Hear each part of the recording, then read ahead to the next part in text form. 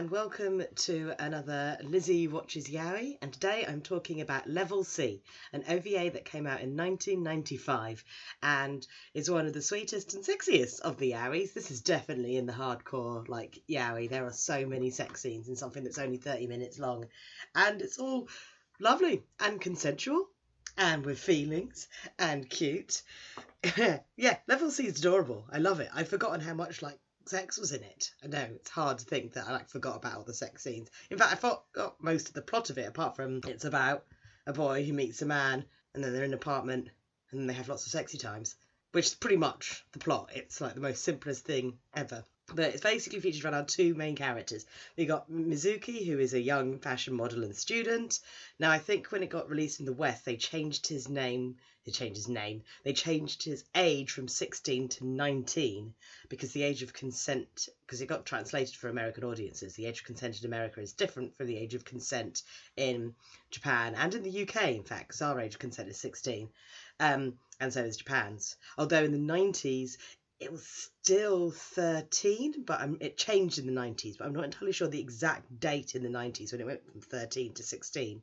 But so they did age up the character, but he's meant to be, I think, about 16. But you know what? He doesn't look 16. They never do, really, do they? And in our world, because I'm British, I'm used to the age of consent being 16, so it didn't really bother me at all. But, others might be bothered by this. So just like the subtitle says 19, I just pretend he's 19, really. And so, yeah, we meet our model student Mizuki, and then we meet Kozomi, who comes across as a bit of a jerk at first, because he's obviously a womanizer, and he's on a date with his current girlfriend, and they're breaking up, and she's like, "Why don't you love me anymore?" And he's like, "Well, not anymore. I think our time together is." And he's like, "Did you ever really love me?" He's like, "Well, I loved your body, and I loved what our bodies did together." And she's like, "You're an absolute jerk. I want you to get rid of your things from my apartment. This is over." And he basically kind of does this monologue about how he doesn't really have anywhere to live, so he finds attractive people to sleep with and then lives with them until he gets bored of having sex with them and moves on to the next person that he finds attractive and wants to make feel good and have sex. And it's like, "Oh, you're a bit of a jerk." So he's without a home. And he's going, "Oh no, where shall I live now? I need to find another bed to sleep in." And he sees Mizuki walking home. And he's like, "Wow, that boy's cute. I'm going to go and ask him if I can be taken home by him." And he's like, "Hey, cute boy, you're lovely." And Mizuki is like, "Oi, don't be assuming that I'm some kind of floozy on the street. I was out doing a respectable job and I'm on my way home." And Kozomi's a bit taken aback, going, "Oh, he's not the kind of innocent, cute little night worker that I thought he was. There's a temporary hookup, so I've got somewhere to stay tonight. He's got a personality." And he's like, "Oh, I kind of like this. He's a little bit feistier than I thought he would be." He's like, "Well, how about you take me home?" And you're just like, "Huh?" Just like that. And Mizuki's like, maybe.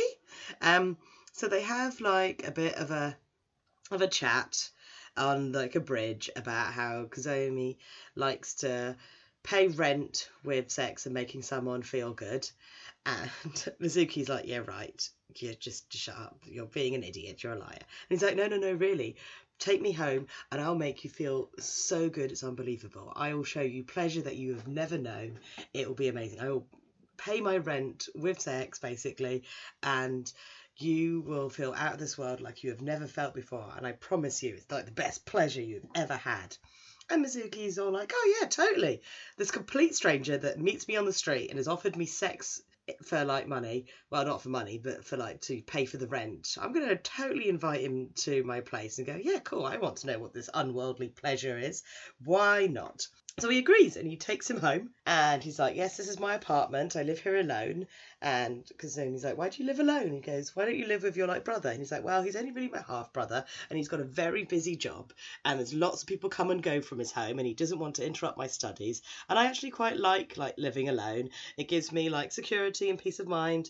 And even though I had a bit of a sad childhood, I now feel happy and content in my life. And me and my half brother, we have we have different mothers and my one died, so my brother's been looking after me.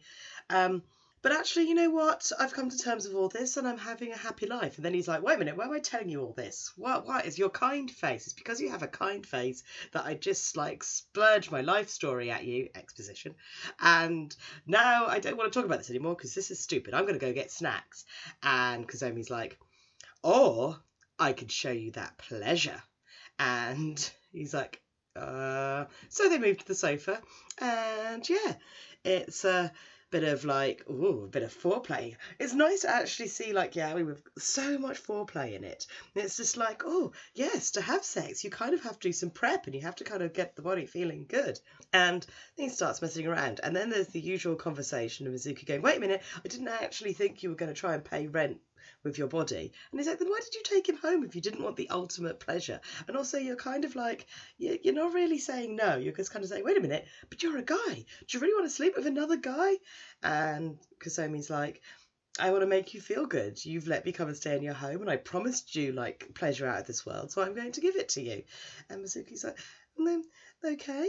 And so, you know, they start making out and they start like kissing and fondling and playing with nipples and giving some like invisible hand jobs.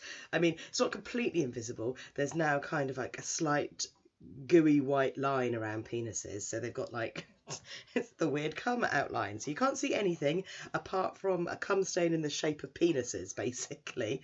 And that's how they do penises in this one. So he's wanking off the like outlined penis a bit, and Mizuki's getting really into it, and he's like, actually, you know, this isn't so bad. I could like, yeah, pleasure's good. And he's just like, oh, please be gentle. There's so many like UK voices in this, so many like sex sound effects, and like it's brilliant. It's good, very enjoyable. And then he starts like going, wait a minute, because Kozomi starts getting ready to, you know, actually have proper sex with him. He's getting his penis ready and he's prepped him a bit, and then suddenly like, wait a minute, I'm not sure I like this, please be gentle. And he's like, of course I'm going to be gentle with you, like I'm not going to be rough. I can be rough if you want me to be a bad boy. I could be a bad guy for you. And Mizuki's like, no, I don't want to. It's like I don't want you to do that. But if you can, why don't you just do that? Why aren't you? And he's like, and Kozomi is a decent guy, apart from this weird, like, sex rent thing, and a bit of a jerk to the people he dumped in the past. But he's a considerate lover, and he's all like, because one-sided pleasure is bad. I see nothing gained from just taking what you want. It feels much better when both people are enjoying the situation and they're mutual and the pleasure is equal. I get the most pleasure out of knowing that the person I'm sleeping with is getting the most pleasure out of the situation. That's quite a nice conversation. So instead of like having sex, he decides to give him a blowjob, and which is the most amusing scene because like poor Mizuki, he's you know, he's a naive, innocent guy. He's not had sex before, and he's going, "What are you doing? Why are you taking that? Why are you putting that in your mouth? That's dirty. It's dirty. It's dirty. Stop it. It's dirty. Oh my god, this feels so good. I came in your mouth. Oh no!" Like I came, and it's like, "Oh my god, it's in your mouth. It's dirty." It's just like, oh, he's very, very like, penises don't go in mouths. Oh god, cum doesn't go in mouth. And Kozomi kind of just swallows, and he's like, "How can you swallow that? It's dirty. Doesn't you know you like it? Oh, how do you like that stuff? It's gross. It's dirty." So many times he says dirty, and he's like, "I like it because it's yours." And but Mizuki's just like blushing like all the way to like the future, really. So much blushing and so much like, "Oh, you love this, but you're just going to scream dirty for a bit." It's very amusing. So after that, it's like, you know, they're feeling good, and it's time to move on to the next level. And just before like Kozomi's about to like, you know, actual penetrative sex, then Mizuki suddenly freaks out going, "Nope, I'm not ready for this. No. And Kozomi's like, "It's okay. If you're not ready, you're not ready." And I'm like, oh, who'd have thought all this beautiful consensual sex, caring lovers in a Yaoi title? It's been a while. He's like, "Can I just go and use your bathroom?" And it's like, oh look, he's going to go wank off in the bathroom, so it's all okay. And Mizuki feels like guilty. He's like, "I'm sorry." He's like, "You've got nothing to apologise for. You know, if you weren't ready, you weren't ready." And Mizuki's like, gets a little bit scared, and he starts crying, and Kazumi's like, I'm sorry I freaked you out. Look, I'll tidy myself up and I will leave. And Mizuki then cries more, and he's like, don't leave. He's like, but I can't pay the rent. Like, if I can't pay the rent, then I'm like, not keeping up my end of the bargain, so I've got to leave. And Mizuki, after knowing this guy for all of maybe 2 hours, is like, no, don't leave me, stay with me. You could put the rent on my tab. And so they go back to kissing. And I'm like, well, I'm glad that one experience of being pleasured on a sofa, one dirty blowjob later. And he's like, don't leave me ever. Cry, cry, cry. And Kazumi's like, oh, no, I don't want you to cry. It's okay. And then we get the flashback scene, because it wouldn't be Yaoi without our tragic backstory and some angst. And we find out a little bit why Kazumi's a bit messed up with his ideas of relationships and like respect for women. And it turns out that he's a twin. And he and his twin sister were very, very close, and at the age of 10, the parents got divorced. Now, the twin sister, she was born first, so she's going to inherit this big company. They own, like, some big group. There's some big family, like, it's, like, big prestigious family, like, and she's going to become the head of this company. But at 10, the parents get divorced, and the two kids get split up. Like, the dad takes Kazumi and the mum takes the sister. Kazumi doesn't want to be with the dad. He wants to be with his sister and his mum, so he runs away from his dad about 6 months later, I think it is, and finally goes home to go, Mum, I'm home. And the mum is like, how dare you leave with that man? And he's like, he's just a little boy. And he's like, well, I didn't want to, but I've came back. It's like, no, I cannot, like, ever trust a man that betrays a woman. Like, I don't care for what reasons. Once you've betrayed, like, a woman, you could never come back to this home. You're not my son anymore. I don't want anything to do with you. And, like, refuses to take him in and, like, kicks him out of the house to go back to living with his dad. The sister comforts him and going, despite whatever happens, we will always be siblings. We will always love each other and care for each other. And the sister's really doting, and she's all like, I'm not going to let anyone, like, make you cry, and I'm going to look after and protect you. You will never be lonely as long as, like, you've got me. And it's like, oh, poor broken Kazumi. Just at least he's got a good sister.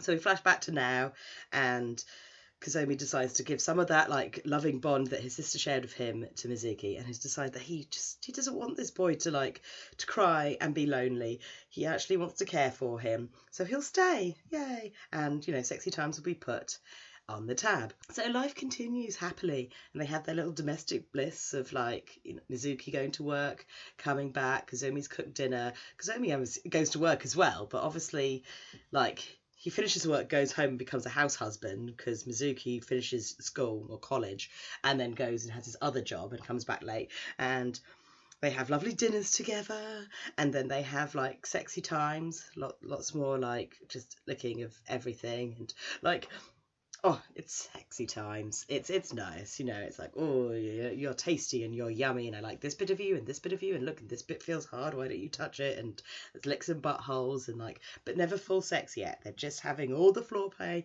hand jobs and blow jobs and invisible penises. And then the next morning, like, Mizuki's refusing to, like, wake up, so Kazumi does the most natural thing to try and wake someone up, and gives them a little bit of a finger in the bum, and he's like, ah.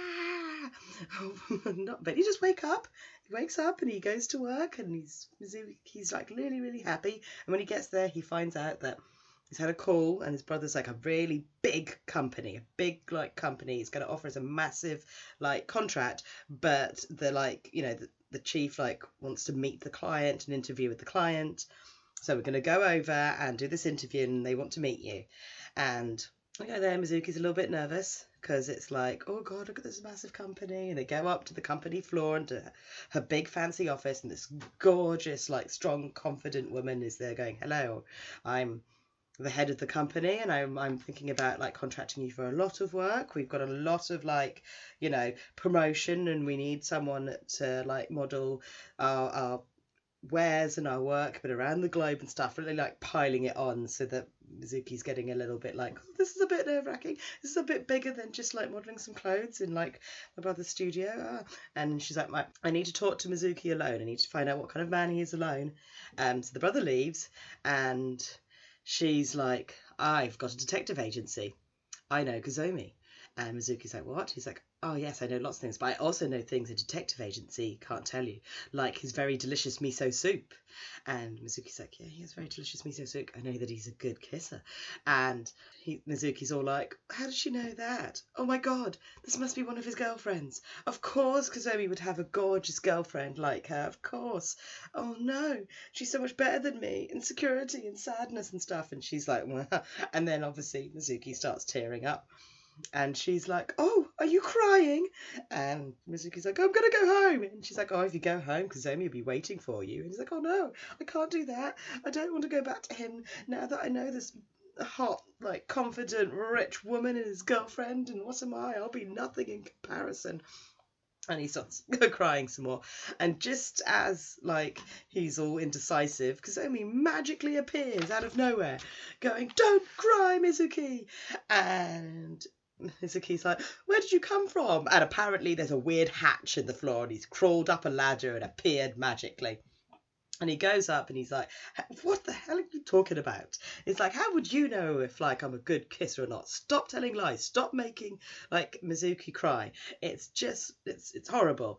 And, like, Mizuki's all like, wait a minute. Like, what's going on here? And it's like, yes, this is my sister. We're twins. Like, we're not